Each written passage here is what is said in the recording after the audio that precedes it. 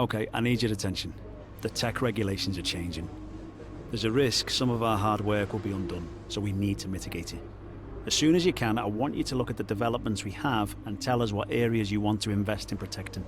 Alright, big news heading into this one. Regulations changing for next season, and it is the powertrain department that is being affected.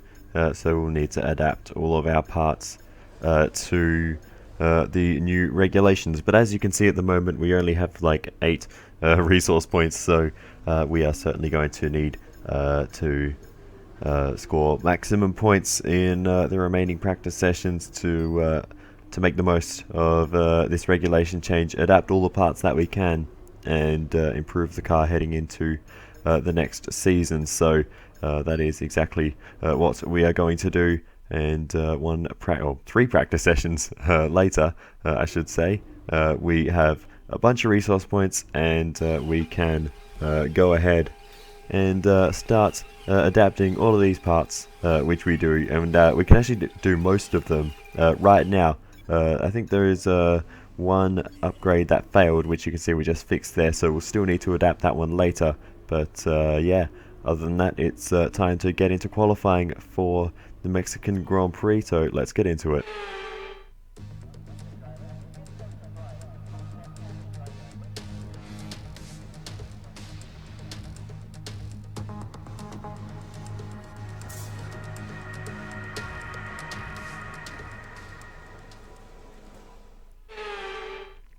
And here's where I have to share the bad news for the episode. I forgot to change the engine components out to put the good ones in. I put an old engine in for practice, old components in for practice, and yeah, I forgot to swap the good ones in. So we'll be doing this race and this qualifying session with a very worn out engine. On the plus side, we are now the 5th fastest team in Formula 1, just in behind McLaren, so our pace should still be okay. And that's evident in qualifying 1, as we're able to get up into 13th, Marino Sato 14th, so we're both showing decent pace in the beginning of qualifying, and I think we can do quite well this weekend despite having a worn out engine. The only major issue that we could come across is if the engine fails completely, which of course is more likely the older it is, so that is a concern that we'll need to be careful of, but there's nothing we can really do about it. If it happens, it happens. If it doesn't, it doesn't. So let's concentrate on the lap we are doing right now. This is a second lap in Q2, and this is the best lap we managed to set for the weekend, so let's pay attention to this one. We've gone green through the first sector, and we continue to find time as we head through the middle sector, winding our way through these S's on the back section of the circuit, and we continue to gain ground on our banker, which I think was set on a scrubbed set of tyres as we head into the stadium section. This is probably where we'll see a big difference between the 2 laps on different tyres, and we're going to gain a lot of time through here and into the final corner now. We've gained over a second on our banker lap, and this could be good enough to get us into Q3 as we come across the line. Will it be enough? Yes, it will, as we have a look at the results. Up into 8th position in this session with a worn engine. I will certainly take that. Unfortunately, Marino Sato not so lucky. He's knocked out down in 15th. His lap in this session was significantly worse than what he did in Q1, so that's unfortunate because he was also showing some good pace, and with the pace he showed in Q1, he maybe just could have slipped into Q2 if he managed to, into Q3 if he matched his Q1 lap time. So yeah, unfortunate, but yeah, Q3 we couldn't improve our lap time, and we dropped down into 9th position, only ahead of Fernando Alonso in this one. But front row lockout for the championship rivals Max Verstappen, Lewis Hamilton. Sergio Perez down in 5th position at his home race, so unfortunate for him. Charles Leclerc doing a good job up in 3rd. Welcome along to the most populous city in North America and home now to the Mexico City Grand Prix. It's a sellout crowd as usual here at one of the shortest circuits on the Formula One calendar. So who, I wonder, will the crowd cheer on today to the top step of the podium? We're a long way above sea level here in Mexico today, which could pose some cooling issues for the cars as they make their way around this 2.6-mile lap. 17 corners with top speeds in excess of 220 miles per hour, and watch out for potential overtaking into turns 1 and 4. Anthony Davidson, a lot of talented drivers out on the track today, but what will stand out for you? Well, Crofty, my focus is 100% on the front of the grid. Like you said, we're seeing lots of strong competition across those positions, so it would be super interesting to see the fight for that front spot. Personally speaking, I'm hoping for plenty of overtakes. It's time to see how our drivers are stacking up after yesterday's exciting qualifying session. An immense lap from Lewis Hamilton yesterday puts him on pole position, and it's Valtteri Bottas that completes the front row. Looking down the rest of the grid, we have Perez, Norris, Daniel Ricciardo, the scientist, Verstappen, Vettel, Leclerc and Lance Stroll. Sainz, they've taken a grid penalty. Russell, Antonio Giovinazzi and Raikkonen. Fernando Alonso, they'll be starting further back after an earlier grid penalty. Gasly, Esteban Ocon and Marino Sato. Latifi, Mazepin, Mick Schumacher, they've taken a grid penalty. And Yuki Tsunoda. Which of these talented drivers will come out on top today?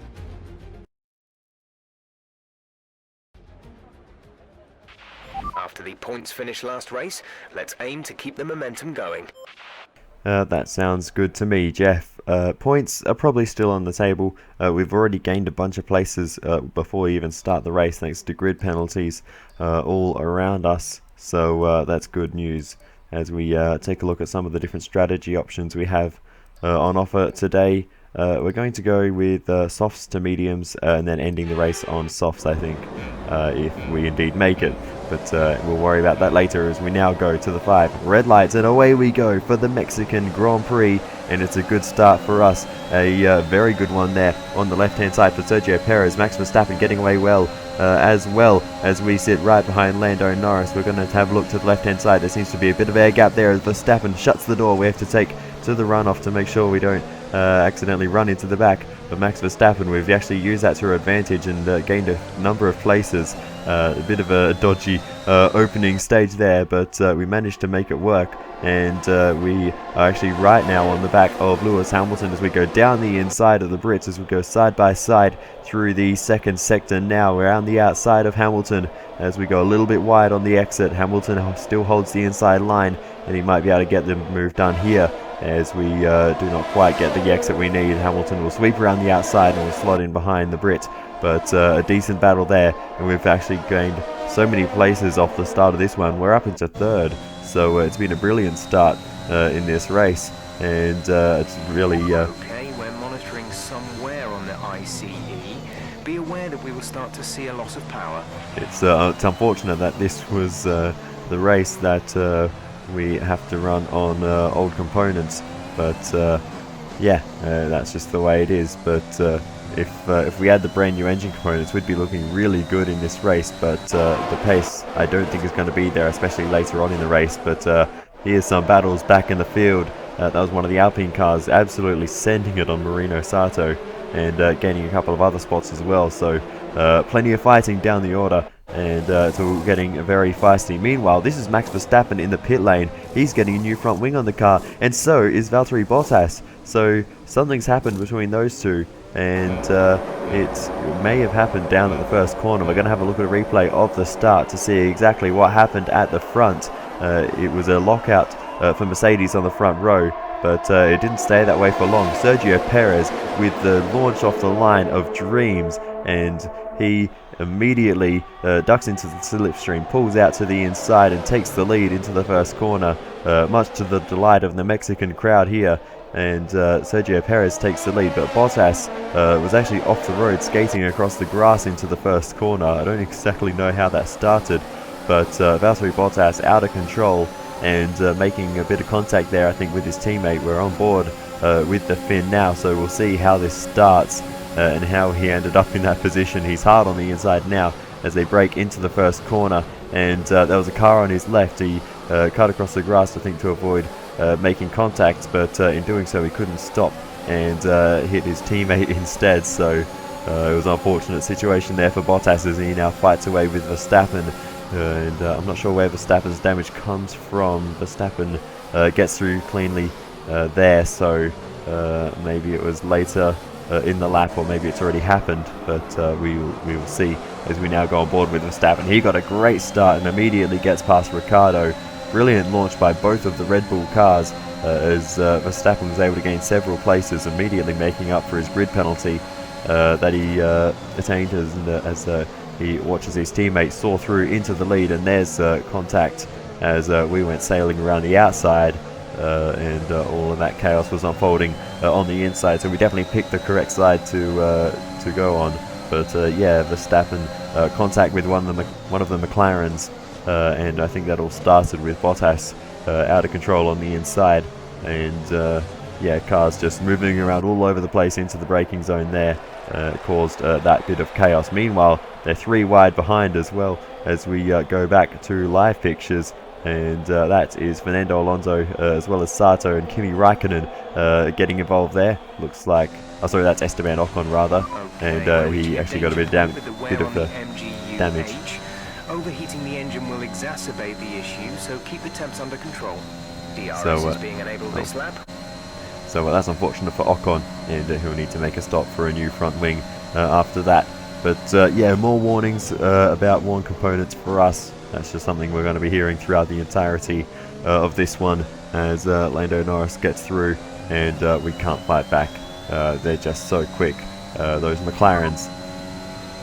Hello? Ricciardo is behind you. The gap behind us is 6.2 seconds. They're on old softs.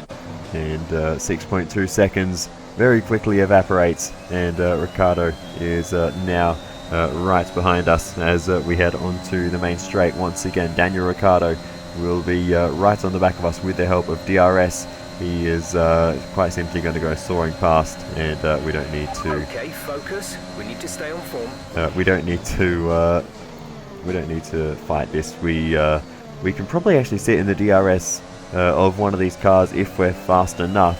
The DRS hopefully will make the difference and help us gain back the time that we're losing. Vettel is behind you. The gap to the car behind is 7.2 seconds. They're on old softs. Their tyres are 9 laps old. We think they've got at least 3 more stops. The time last lap was a 1 minute 21.9. And with some of the other drivers on 3 stops, and we're on a 2 stop, that could play into our hands as well. If we can just maintain good speed and try and maximize our race pace, potentially doing doing less stops will help us. P5. So as we continue on, you can see we're keeping up with Ricciardo so far, as we are now on lap 17 in this race. So we're a long way into this one already. These tyres have done a lot of laps so far. The energy store is getting worn, reducing our overall capacity. The more charge you hold, the faster that capacity will drop. And yeah, that message was a bit of an interesting one, because we are actually holding a lot of ERS charge, which means we're keeping up with Ricciardo without spending too much of our ERS, which is good in terms of it means we have good pace, but in terms of the actual health of the battery, it's not helping. So we will need to carefully manage that. And start using some more ERS, but I don't want to overtake or start fighting with Ricciardo because that's actually only going to slow us down, so it's a bit of a weird one. You'll be on the mediums. As we begin to approach our pit stop window, and we'll be getting ready for the medium tyres. Moving on to the next lap then, and we've now got Hamilton fighting his way back through the field down the inside, and he almost runs into the back of Ricciardo. He was very late on the brakes there. He fight back around the outside, and we're going to try and keep this one going as we get the wheel spinning on the curb and into the wall, and we are very lucky not to be out of the race after that. Front wing torn off the car though, and that will be a slightly early pit stop for us. Not a total disaster in terms of strategy, but it'll be a long stop, and We are so lucky we are still in the race after that incident. Here's the onboard with Hamilton and how he saw that one, and we gave him a good squeeze on the inside there. But yeah, we just lit up the wheels on the rear wheels on the curb, and Copy that. yeah. We can't take you right now. Pit in next lap. You Okay, saw slow the down, results. slow down. Safety car Your out, delta is and negative, which to means you are too fast. Reduce your pace. pick up that front wing left on the track. But we're on board with George Russell, and he just smashes straight into the back of the safety car. George Russell out of the race, and that makes the cleanup much bigger. And this is Fernando Alonso. He's done the same thing into the back of Russell. What on earth's just happened in this race? Two drivers not watching where they're going, and Fernando Alonso and George Russell are out. And Schumacher's out as well. Has he done the same thing? Come on, this can't be. Oh my goodness. Mick Schumacher smashes into the back of him as well. That's probably the biggest hit of all of them. Just no reaction at all. And Mick Schumacher out as well. 3 cars out of the race, caused by the safety car. There was only a front wing on the track. We probably could have managed this with the virtual safety car, but anyway, new front wing on our car and we're underway again. None of those cars probably would have interfered with our race too much. They're all down the back, I think. But stop today. 1 stop left in our strategy. what a weird situation that's just occurred here. But anyway, we get going once again, and we now need to catch the safety car. And now Giovinazzi has an issue. He's not out of the race, thankfully, otherwise we might start running out of cars. But Antonio Giovinazzi with a mechanical issue, so we'll have to see on the restart whether he drops back. But he is actually the car behind us, so we'll see how that plays out. But right now he seems to be okay. He's got a good run here. So does Pierre Gasly. We've got a pretty rubbish restart, to be honest. And we're going to be 3 wide heading into the first corner as we're trying to hold on to our positions. And we do just about hold off the 2 behind. They both had a good run, but thankfully able to hold them off. And now they run side by side on the exit. And we don't need to worry about them for now. We continue on, and through the latter half of the lap, all this fighting in front has actually allowed us to go around the outside of Lance Stroll through the stadium section, and that's a nice little neat move there, as he was caught up behind Nicholas Latifi, who was yet to stop. Now he pulls in, does the Canadian, but not helping his other fellow Canadian in this race. And it's not really going to affect anything in the end, because Lance Stroll just goes blazing it back past.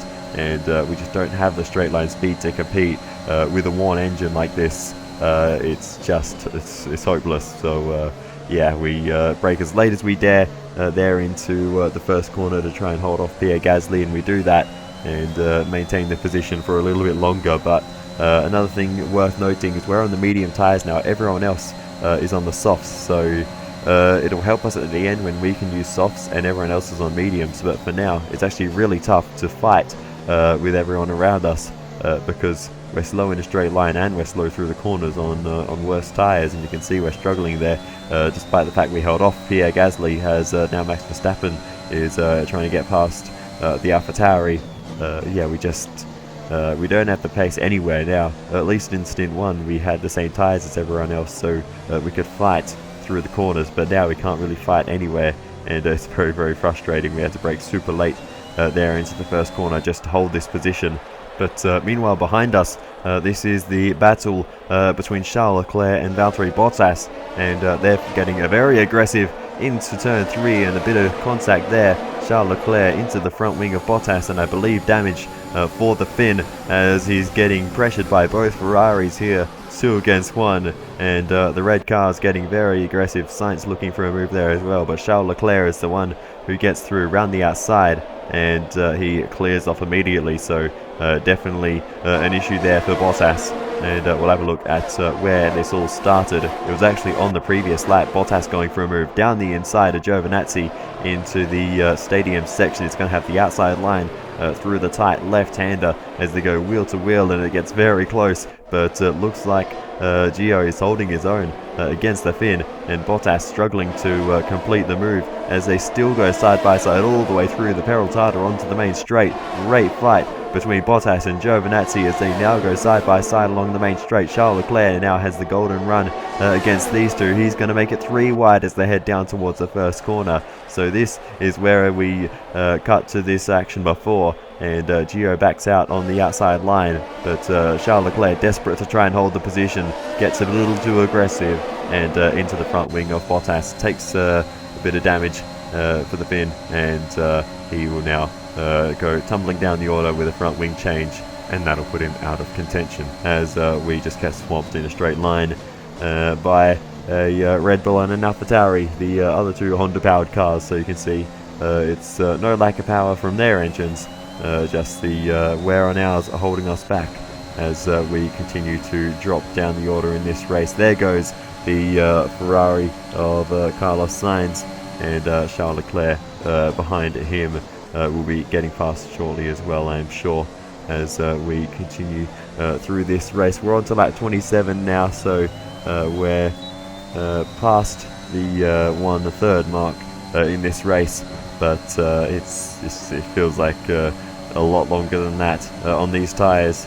Every lap feels like 100 as we're continuing to lose places as Leclerc's down the inside, and he gets through. We drop in behind, and now we're looking back at Antonio Giovinazzi, who is having issues in this race. So yeah, it's not looking good, I have to be honest, but a bit of hope now, because we do actually catch back up to Pierre Gasly. So I'm not sure if Gasly's having issues, but we do re-overtake the Frenchman here. So maybe these medium tyres are just starting to reach their prime, and we're able to fight once again, at least through the corners, versus the AlphaTauri, a slower car than us, but I'll take anything I can get at the moment. We are fighting for 10th and 11th, so this is for a point as things stand, but there are cars with 2 stops remaining as well ahead of us, so it could be for a little more than that. We'll have to wait and see how it plays out, but yeah, right now Gasly back ahead of us, and we need to stay as close as we can so we can re-overtake him whenever we get the opportunity.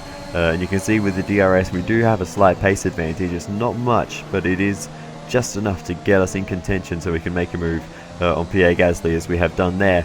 As we go a bit wide on the exit though, compromises us, and Pierre Gasly now has the run as we go side by side along the straight. Once again we've got DRS, but Gasly nice and fast in a straight line there still. Only towards the top end are we able to maintain the position, but on the exit, oh, Gasly, he's had a spin there. Pierre Gasly off on the inside. That's unfortunate for the Frenchman as we maintain that position. Let's see what happened here. We went very deep, and Gasly hits the side of us as he was a little bit too eager to get up the inside.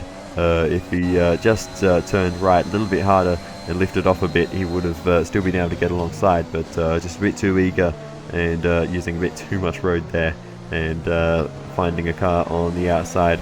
We continue on, and we just let Max Verstappen go. We're not in the same race as him, and Ricciardo behind as well, so we're not going to fight these two too hard. We're just going to let them go. But Pierre Gasly, we were genuinely fighting for position, so we do need to worry about him as we cut off Lando Norris a bit awkwardly there. Sorry, mate. But anyway, we are actually up into 5th position at the moment, and 4th as more cars make pit stops. So this is probably as close as we can get at the moment to corrected order.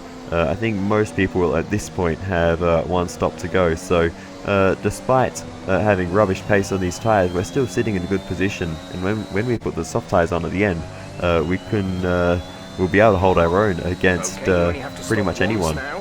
1 stop left. Your pit window will open in 7 laps time. And yeah, that time is not far away, so Don't panic just yet, but we've seen a problem at our end. We're looking into it.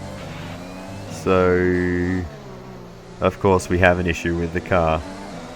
That's not good.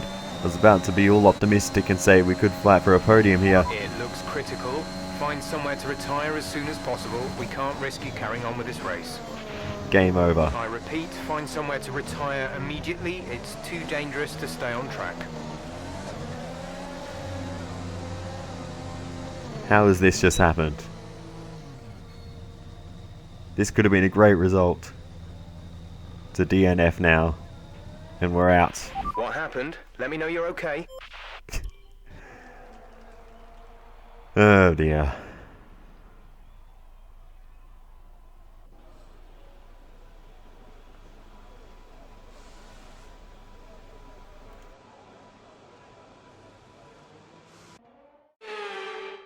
So as they climb out of the car, the Red Bull team are ready and waiting to celebrate a thoroughly well-deserved win. Anthony Davidson, how do you think they were able to set themselves apart today? It was a question of right place, right time today. We were looking at an entirely different race before the safety car came out, but they were able to take full advantage after the field had been bunched up. Red Bull put up an outstanding fight for the front position today, and it's great to see it paid off for them. They do so much for the sport that you can't help but be delighted by today's race win. Well, the Mexican fans will certainly have something to cheer for today, as Sergio Perez has won the Mexican Grand Prix, Max Verstappen makes it a Red Bull 1-2, and Daniel Ricciardo takes yet another podium for McLaren. Let's have a quick look at how the driver standings have changed. Max Verstappen should be pleased with his performance, making gains at the top of the table. After an incredible day of racing, who was your driver of the day, Ant? Often my go-to would be a driver who's managed to pull off an especially impressive feat during the race. However, in this instance, I was more impressed by Max Verstappen's solid, clean driving throughout the event. It's time to see how things are shaping up in the Constructors' Championship. Red Bull pull further ahead in the standings. It's been an absolutely wild weekend of Formula One action. I can't wait to see what's next. Well, can't win them all, I guess. Can't win any this season. We've had a couple of reliability issues. This is a big one. We could have scored big points today, but yeah, it was my mistake. So I can't really complain too much, but it doesn't stop it being frustrating. Anyway. Marino Sato had a rubbish race as well. He got a time penalty for ignoring yellow flags at one stage, so he didn't score points either, and that knocked him down the order. So yeah, he was third last of the finishers, only ahead of Latifi and Mazepin, so he didn't even beat the Alfa Romeos today. So yeah, rubbish day all round for the team, one to forget. And we'll just move on and hope for more next time. But let's get into the interviews. Well, things didn't really go your way today. Let's have your take. You had the pace, but your car couldn't quite keep up, could it? Yeah, it's disappointing for sure not to make it to the end. I don't know exactly what the cause is yet. Some issue with the engine or gearbox. We were using a very worn engine for this race, so we did kind of see this coming, but it's still unfortunate that we were having such a great race up until this point. But yeah, we need to do better, and we can do better, but yeah, just not our day today. After all the teams have updated their cars for next season's regulation changes, where do you think you'll come out? It's difficult to say. Of course, we have, like everyone else, lost a bit of progress, but I'm optimistic that we can make the most of this change and potentially improve. It must be crushing when something goes wrong that's entirely out of your control. It is, of course, but once again, we just need to look into it, find the cause, find the solution, and move on, and try to make sure that it doesn't happen again. But yeah, it's not a good feeling, especially when we had such a good race. Was today a good day for you? I would actually say yes. Despite the mechanical issues, we did have pretty good pace, so I'm very happy on that side of things. So there are positives to take away. Appreciate your time. Thank you, Claire. All right. So what's the damage? We lose out massively in the rivalry, though we still lead overall. And that one's not too much to worry about there. In terms of acclaim, we still actually improve, so overall in the team acclaim, so that's alright. We miss out on scoring points, so we don't get that sponsor objective, which at this point in the season is a bit worrying. We've only got 2.9k in the bank, and now we've got department events and all of that to deal with, so let's get into it. Could you take a look at this for us, please? So the chassis department have completed some work ahead of schedule and now have some spare time, so we can tell them to either continue working on R&D and that will earn us 750 resource points, or we can do some promotional activities to give us 1,000 team acclaim, and I'm going to go with the acclaim in this case, and I think that's more important given that we actually don't have much R&D that we're able to do at the moment. Thanks for handling that. We've only got 2 days between now and the next event on the activity timeline, so we're going to spend those on G-Force training for Marino Sato, and that will improve his racecraft and focus. Now, both of our secondary sponsor deals have reached their end, so we will now need to look into that. We're going to keep UTERP on the car, definitely probably not how that's pronounced. Their goal is to outqualify our rival. That's something we can usually do, and the other one, we're going to replace Equinox with A and F. Equinox, their goal was to score 1 Constructors Championship points, but we're going to replace them with A and F. Their goal is to qualify in the top 10, and I think that is something we should be able to do on a more regular occasion, so we're going to do that instead. Now, I was just saying we don't have a lot of money, but I am going to buy the remaining driver perks we have available. The social media team, which increases our driver acclaim, and the development feedback, which gives us extra resource points in practice. And it's about time I actually checked what part failed on the car, and it was the MGU-H that gave up on us in that race. Okay, we've had the new parts come through the fabrication process. We'll have them with us for the next Grand Prix. And that new part is a rear diffuser strakes position upgrade. Nothing we can really do R&D wise at the moment, so we will return to the timeline. The G-Force training for Sato is completed, and we're now ready for the penultimate round of the championship, I believe. Unless something... No, it's not. It's not anymore. We've got Australia to go to before we get to Abu Dhabi. So I've already forgotten how to count in this season. But yeah, from now on, we're going to go in and put the good engine in the car for practice. Make sure we don't make that same mistake again that we did today, because that was silly. So yeah, we will go in and fit that. Because we have the sort of engine durability up our sleeve now. The laps in practice don't make too much of an impact really on the overall reliability.